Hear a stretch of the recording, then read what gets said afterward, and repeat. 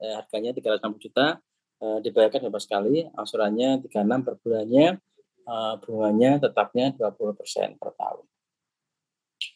Ini hitungannya sederhana ya, karena dia ini kayak cash keras saja, jadi tidak menggunakan anuitas yang limit aturannya, hitungannya bunganya karena mereka bukan perusahaan leasing ya. Jadi udah kesempatan mereka berdua aja. Jadi jurnalnya adalah kendaraan truknya nilainya bukan nilai ini ya, nilai pokoknya aja. Nilai pokoknya 360. Utang usahanya 360, kemudian setelah itu dia akan membayar bunga atau bunganya itu ya tadi kan dengan 36 juta per pembayarannya, berarti bunganya fix ya, ini kan bunganya ini ya, bunga tetap 6 juta per bulannya, maka utang usahanya ketika dia pertama kali kendaraan truknya didebit ya, untuk pengakuan sebagai Arriva tetap, kemudian utang usahanya dikredit. Setelah itu ketika dia melunasi per bulannya, maka jurnalnya adalah utang usahanya didebit ya senilai pokoknya yang dicicil, kemudian biaya bunganya 6 juta. Kemudian ada utang pasal 23 atas bunga, yaitu 15% dari 6 juta.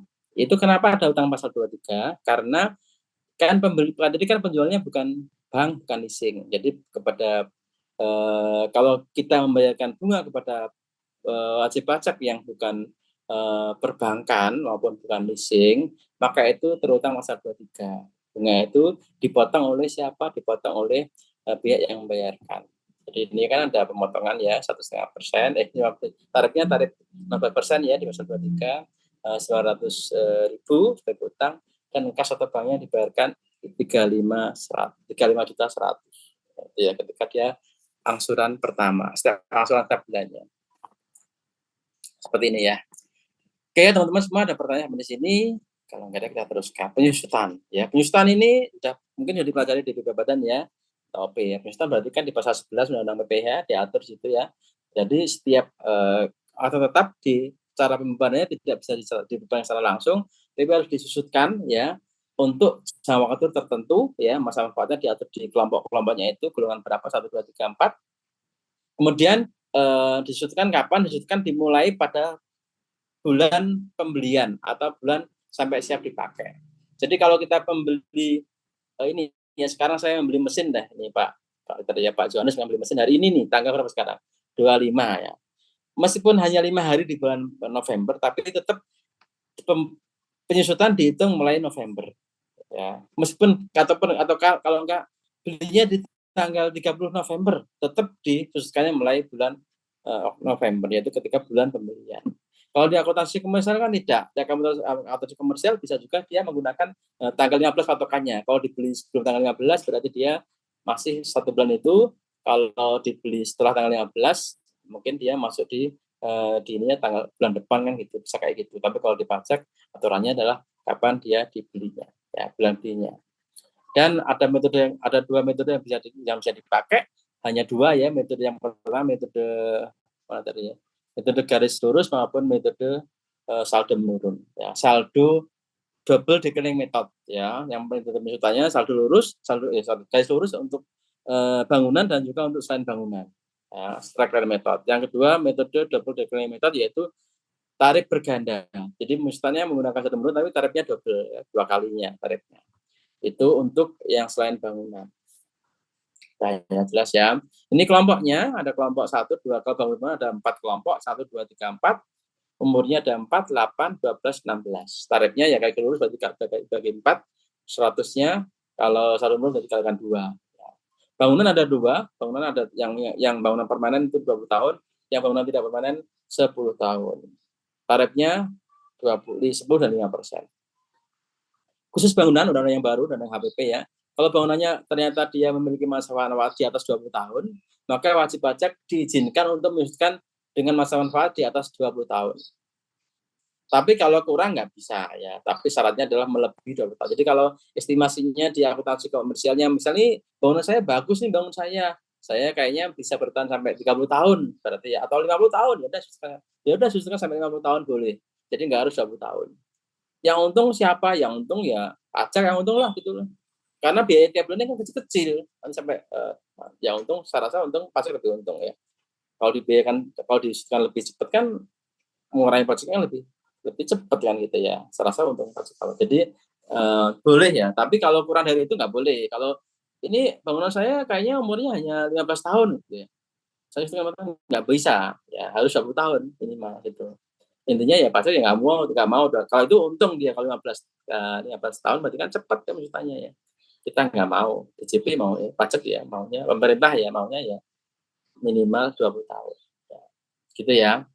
Ya nggak mau dibawa itu. Maksudnya nggak mau diakali juga. Jadi intinya gitulah ya, nggak mau diakali juga. Ya, Newstan ini kan ada diatur ya pasal di PMK 72 tahun 2003. Caranya ya tarifnya dikalikan dasar penyusutannya udah ya. Kalau misalnya kalau di DJP itu tidak mengenal nilai residu ya, jadi semuanya disebutkan sampai habis, sampai nol gitu ya. Jadi nggak ada, ini sisanya sih nggak ada, jadi nol sampai nol. Baik penyusutan garis lurus sampai mau penyusutan saldo menurun ya, sampai habis ya. Kemudian ini contoh ilustrasi garis lurus ya. Jadi contohnya ya akuntansi ya ini ya. Ini masih undang lama ya, ini karena tahun 2017 ya. Jadi belum ada HPP.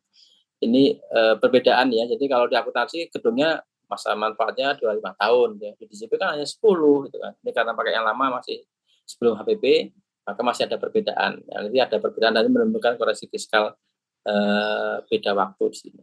Tapi ke depan mungkin enggak karena diizinkan lebih dari 20 tahun. Ya, jadi misalnya berbeda ya karena masa manfaat berbeda. Ini akan menimbulkan pajak tanggungan pastinya kalau kondisi ini. Di tahun ke-21, jadi nanti ada, kalau di kondisi seperti ini ada pajak tanggungan di tahun 1 sampai dengan tahun 20 itu nanti ada koreksi apa nih? Koreksi negatif ya, karena biaya pesertanya lebih kecil dibandingkan fiskal. Tetapi di 5 tahun berikutnya ada koreksi positif ya untuk membalikkan menjadi 0 di sampai tahun 25. Ini kalau sudah menurun itu teman-teman semua yaitu nanti di kondisi di akhir tahun, di akhir tahun harus disisihkan seluruhnya. Jadi sisa berapapun harus dihabiskan pesertanya, nggak bisa disisain ya. Harus 0, ya, harus 0. Ini contohnya ya. Jadi karena apa? Karena menunggu sisa ya nanti nggak sisa-sisa ya. Pasti kan nggak terbatas, nggak jadi 0. Jadi harus dinolkan di tahun terakhir. Ini kalau tahun parsial, maksudnya parsial apa? Maksudnya itu sepotong tahunnya. Jadi nggak full 12 bulan, tapi hanya 3 bulan, hanya 4 bulan. Nah, jadi nanti kan diteruskan di tahun berikutnya lagi ya. Jadi sifatnya dia biasanya dibelinya di tengah-tengah tahun ya. Jadi tahun berjalan. Jadinya nama tahun parsial. Nih ya. Kemudian penjualan dan penarikan aset tetap. Jadi kalau ada terjadi penjualan atau penarikan aset tetap, maka ketika ada kerugian, diakui sebagai kerugian, bisa dibiayakan. Kalau ada laba, diakui sebagai laba. Ya. Kemudian kalau misalkan terjadinya karena penarikannya itu rusak, gitu ya, karena rusak, ini contohnya di sini, kalau penarikannya karena dia kecelakaan, misalkan ya di sini contoh kecelakaan sehingga nggak bisa dipakai, maka kerugian tadi bisa dianggap kerugian. Ini ya barangnya sudah nggak bisa pakai, itu rugi. Tapi ketika dia tidak mendapatkan asuransi, maka asuransi itu itu masuk sebagai pendapatan luar usaha, pendapatan lain-lain. Contohnya di sini ya, PT dari sebelum tadi, PT Sumber Kencono, dia trayeknya Surabaya Jogja ya. Belinya tadi beli tahun 1 April beli kendaraan bus ya 1 April.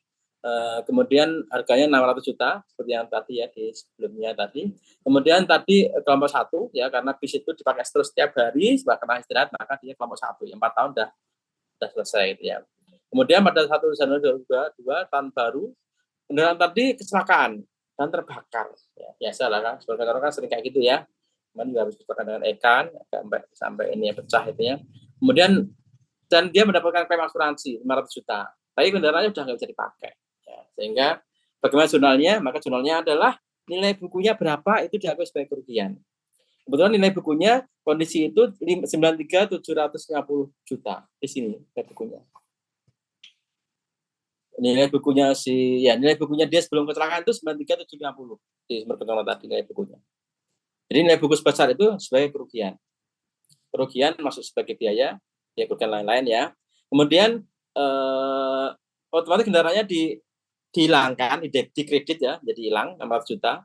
Akumulasi penyusutan juga di debit sehingga jadi 0, akumulasi penyusutannya 507.250. Kerugiannya diakui sebagai kerugian. Kalau ada penghasilannya dari tadi, mengatakan tadi, berarti diakui sebagai pendapatan. Contoh di sini ya, kas 500 juta, pendapatan asuransi kendaraan bus 500 juta. Sebagai pendapatan nanti masuk ke rugi laba dan dikenakan pasal ini ya PPh badan biasa. Ya. Kemudian ini kerugian kalau ini dalam hal penjualan Aktiva sebelum masa manfaat berakhir, ya sebelum selesai manfaatnya atau selesai pun juga bisa, tapi masih bisa laku dijual.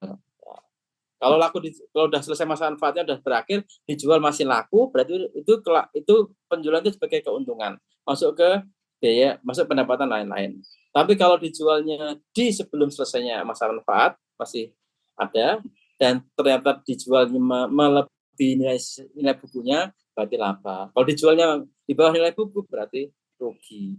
Ya. Contohnya di sini ya, PT IZ menjual mesin harganya 5 juta. Harga pulangnya 100 juta. Penyusutannya dia penyusutannya mana ya? Atas penjualan tersebut terutang PPN ya pasal 16D karena penjualan akibat semula tidak diperjualbelikan. Kemudian nilai sisa bukunya 12.500.000. Padahal dijual hanya laku 5 juta. Selisihnya sebesar 7.500.000 itu diakui sebagai kerugian tahun berjalan. Ya. Jadi jurnalnya adalah ya. Jadi kita lihat nilai mesinnya ya. Nilai mesin awalnya, nilai mesin di posisi 31 Desember sebelum dijual itu nilai mesin awal 100 juta harga pelayannya. Akumulasi penyusutannya 87.500.000. Sehingga nilai bukunya atau nilai bersihnya adalah 12.500.000. Itu dia dijual hanya laku 5 juta. Sehingga rugi 7.500.000. Jurnalnya adalah mesinnya kita kredit sehingga menjadi 0, hilang ya 100 juta tetap ya. Kemudian kerugian penjualan Aktiva tetap 7.500.000. Akumulasi penyusutan mesin kita debit sehingga menjadi hilang juga 87.500 ya. Oke ya. PPN keluarannya kita kredit ya, yaitu sebesar apa? Sebesar nilai jualnya dikalikan 11%. Berarti 550.000. Kasnya adalah selisihnya dari itu ya untuk penyimbangnya. Kasnya berarti berapa? Ya 5.550.000. Yaitu sebesar nilai jual mesin ditambah dengan PPN-nya. Ya. Ya harus klop ya, nggak bisa selisih. Oke teman-teman semuanya, udah habis ya. Sampai di sini habis ya untuk materinya. Nanti masih ada materi latihan. Gimana teman-teman, ada pertanyaan silakan. Jam 13 ya. Teman-teman ini ujiannya jam 13. Oke, saya bisa masih setengah 1 atau jam berapa sih? Setengah 1 ya. Bukan jam 12 loh ya, jam 12 sudah habis. Oke, teman-teman ada pertanyaan silakan. Kalau nggak pertanyaan saya Pak. Ya, silakan Pak. Ya. Pak Yohanes. Saya kalau boleh tanyanya tentang yang materi sebelumnya boleh, Pak? Boleh? Perihal deferred tax itu, Pak. Oh iya, pajak tangguhan. Nah, pajak tangguhan itu kalau nggak salah tadi ada perbedaan hitungan temporer ya, Pak ya, kalau nggak salah. Ya, beda waktu ya, karena kurang beda waktu. Ya. Nah, itu biasanya yang membuat itu beda itu apa ya, Pak ya? Apakah karena satu atau dua metode yang tidak sesuai dari perusahaan dalam penghitungannya dengan metode yang diharuskan atau diwajibkan kebijakan yang ada atau gimana ya, Pak ya? Iya, jadi biasanya gini Pak Sajab ya. Biasanya karena beda waktu itu terjadi lebih seringnya yaitu jadi karena masalah penyusutan. Kalau yang lainnya sih kecil ya. Jadi masalah penyusutan entah karena leasing, entah karena masa manfaat yang berbeda, entah juga metode berbeda. Tapi terkait dengan jadi adanya biaya yang totalnya sama, tapi dialokasikan dengan cara yang berbeda. Nanti hasil akhirnya sama, hanya cara pengalokasiannya berbeda, gitu ya. Jadi contohnya perbedaan karena penyusutan, yaitu dalam hal masa manfaat tadi ya. Masa manfaatnya menurut akuntansi kan dia punya, artinya mungkin akuntansi punya kebijakan sendiri ya, yang dia tidak ikut pajak. Ya, jadi kalau pajak kan jelas nih. Kalau mesin, dia misalnya dia kelompok 2 berarti harus 8 tahun. Ya. Tapi di komersial di perusahaan itu dia mungkin nggak mau ikut pajak. Nggak dah, mesin ini saya sudutkan sama 6 tahun gitu ya, bisa kayak gitu. Sehingga pasti akan berbeda setiap tahunnya.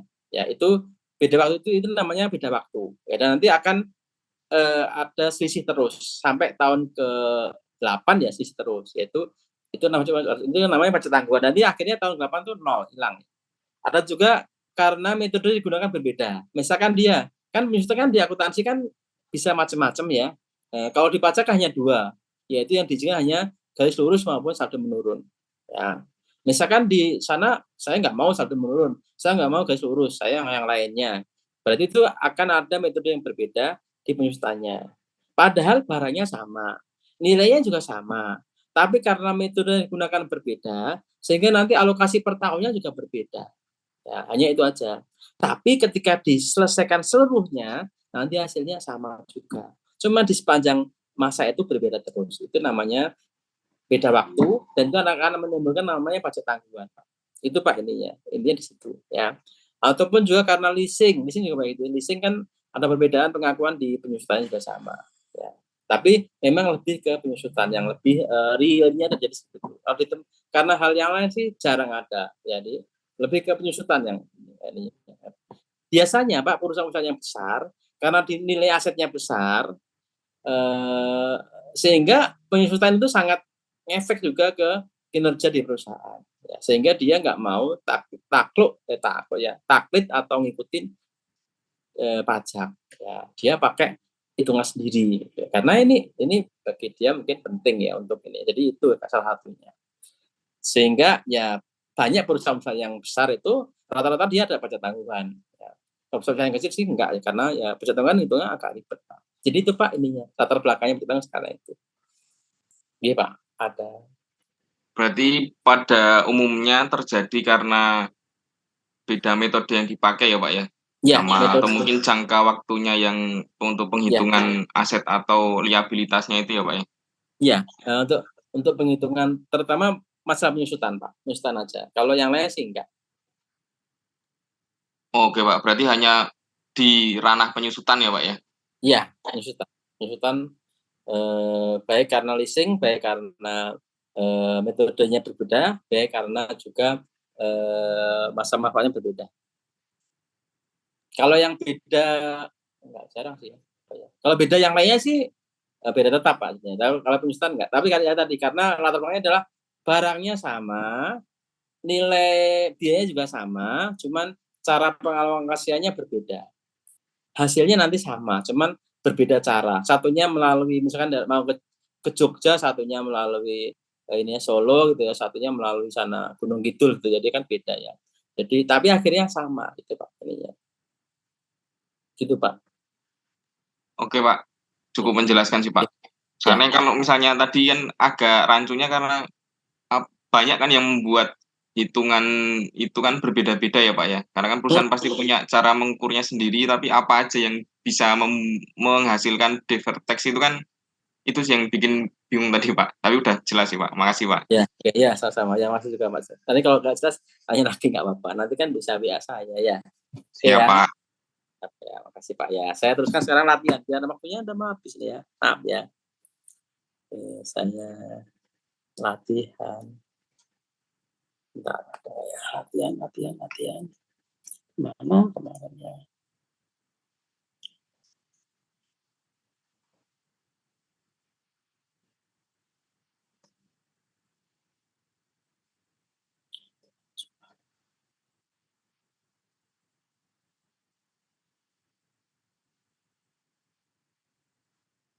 Kok ini? Bentar. Salah.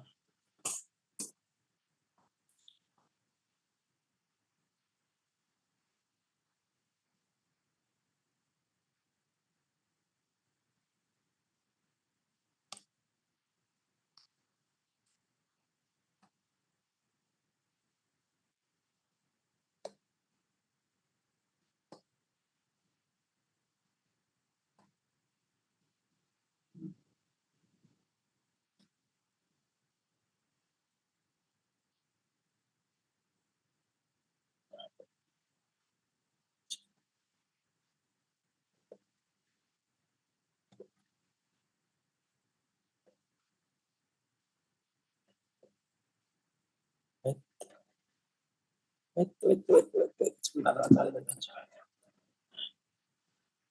bentar ya, saya cari.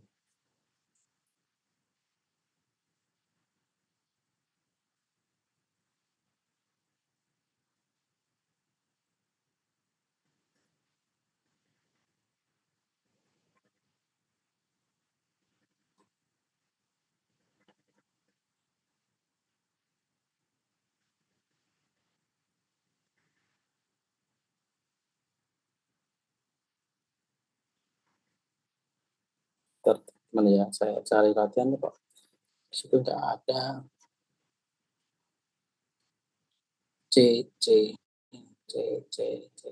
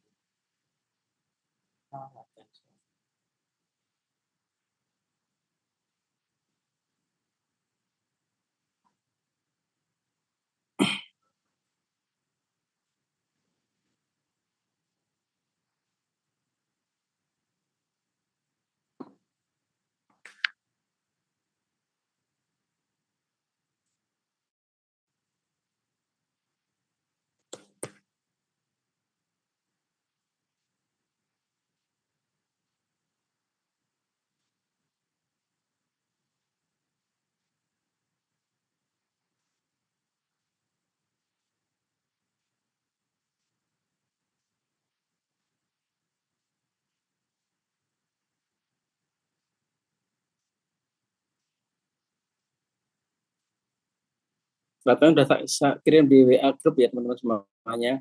Ini saya cari yang di sini. Sudah hilangnya saya. Wah.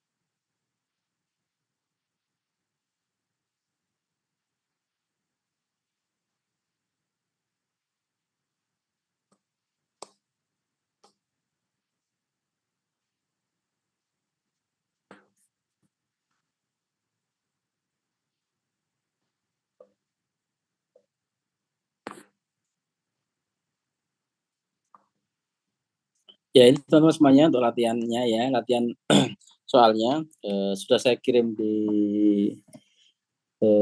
grup ya, di grup WA grup ya. Ini sebenarnya juga ini ya mengulang yang tadi, yang sebelum materi sebelumnya.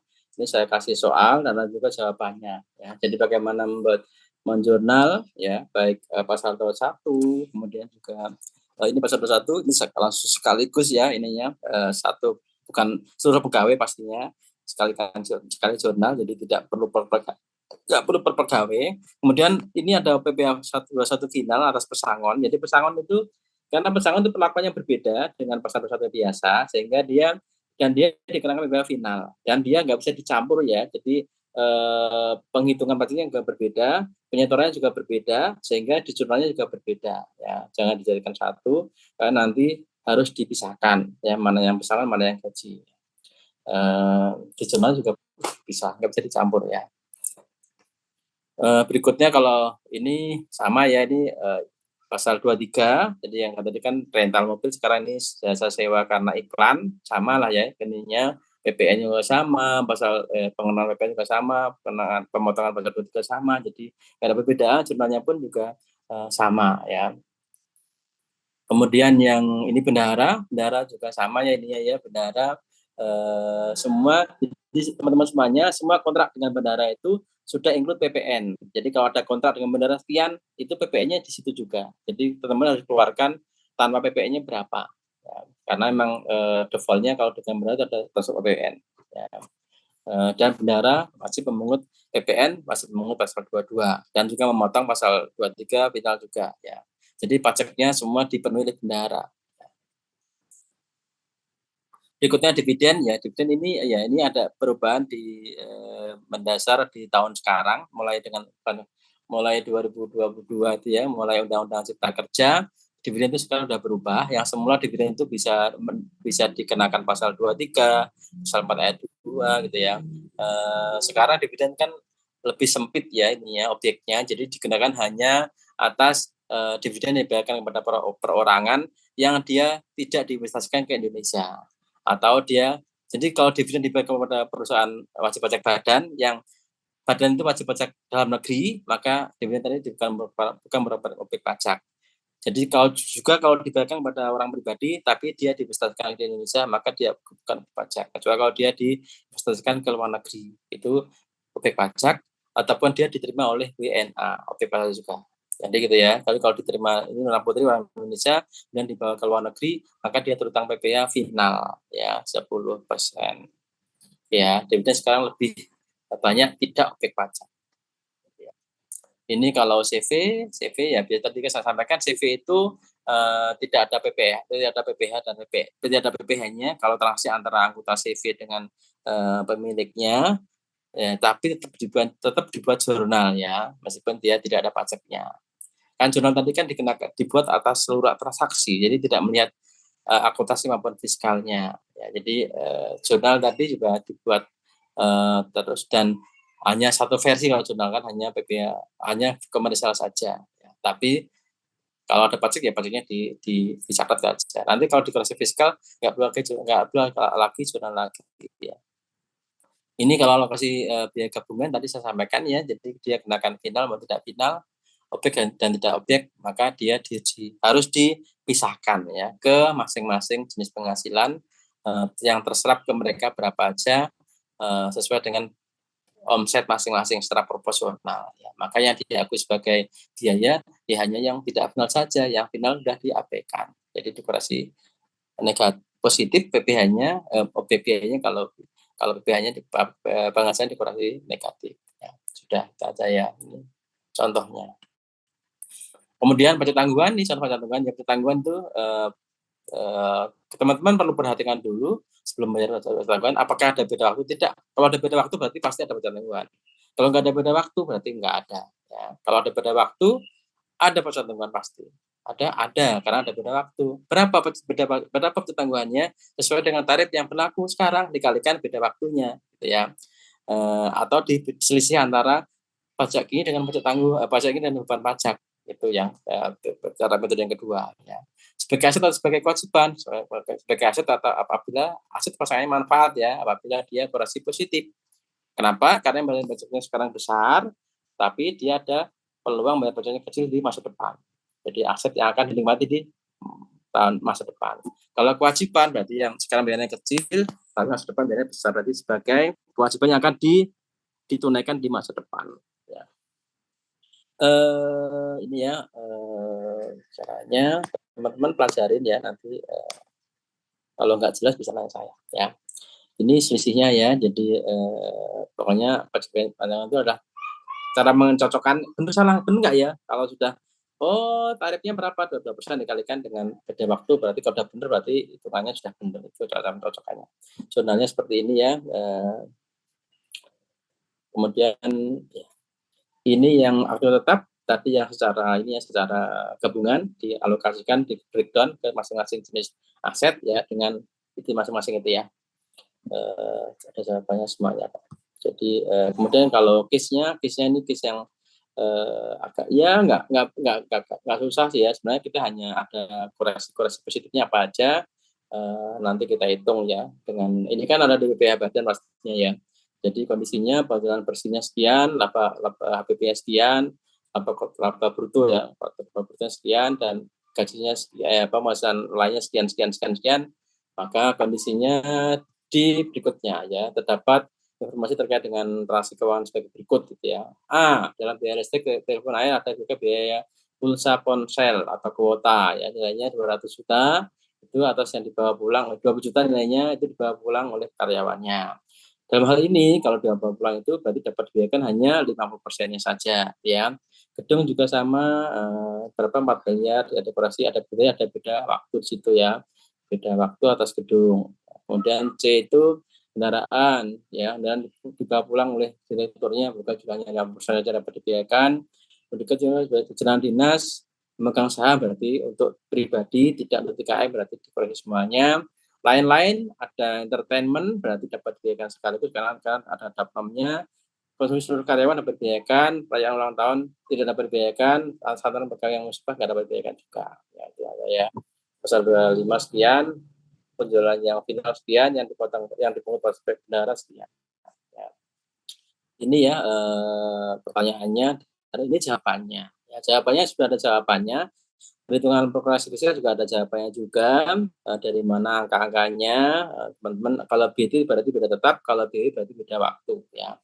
Oh ada beda waktunya, berarti ada, ini ya operasi berarti beda tanggungan. Udah ini aja sih teman-teman semuanya, beda tanggungannya ya, udah. Oh ini jurnalnya ya, banyak jurnalnya ya, udah selesai ya. Jadi teman-teman semuanya, 12:30 teman-teman kan harus istirahat, sholat, sholat, makan siang dan kerjakan ujian jam 1 ya. Mohon maaf ya waktunya mepet ya teman-teman semuanya. Saya rasa cukup sekian yang bisa saya sampaikan. Kalau ada pertanyaan teman-teman bisa membayar saya juga bisa ya.